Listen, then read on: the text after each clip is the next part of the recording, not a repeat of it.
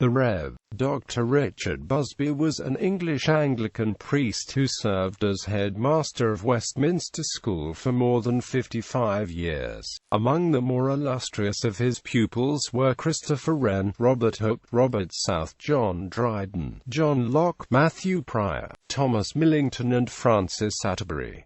Early life and education. He was born at Luton in Lincolnshire, and educated at Westminster, where he first showed his academic promise by gaining a King's Scholarship. From Westminster, Busby duly proceeded to Christ Church, Oxford, graduating in 1628. In his 33rd year he had already become renowned for the obstinate zeal with which he supported the falling dynasty of the Stuarts, and was rewarded for his services with the prebend and rectory of Cudworth, with the chapel of Knowle annexed, in Somerset.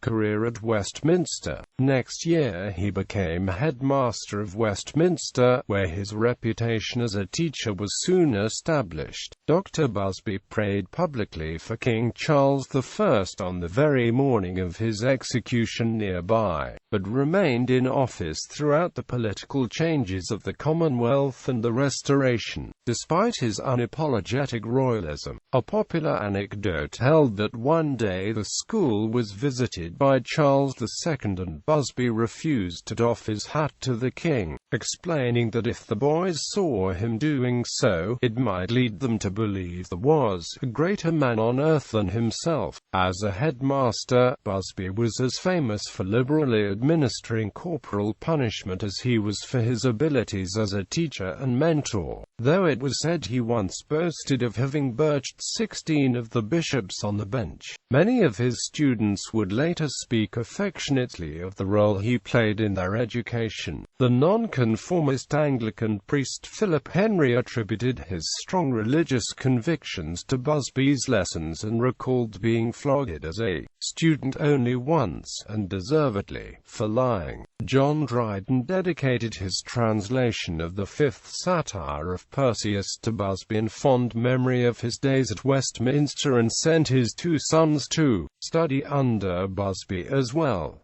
In the next century, however, Busby's reputation as a disciplined Arian had eclipsed that of his scholarship and pedagogy. Alexander Pope satirized Dr. Busby in the 1743 edition of the Dunciad. The ghost of Busby comes forward, carrying a birch rod, dripping with infant's blood and mother's tears, and proclaims the virtues of rote memorization for placing a jingling padlock on the mind. Busby built and stocked a library that is still the classroom of the school's head of classics, and he wrote and edited many works for the use of his scholars.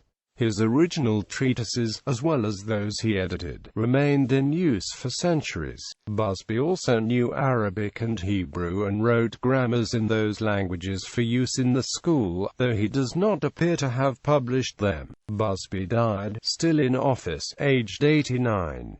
Sir Charles Littleton relates an old story that ye people in Ye Street, when he was expiring, saw flashes and sparks of fire come out of his window, which made them run into Ye House to put it out, but when they were there saw none, nor did they of Ye House.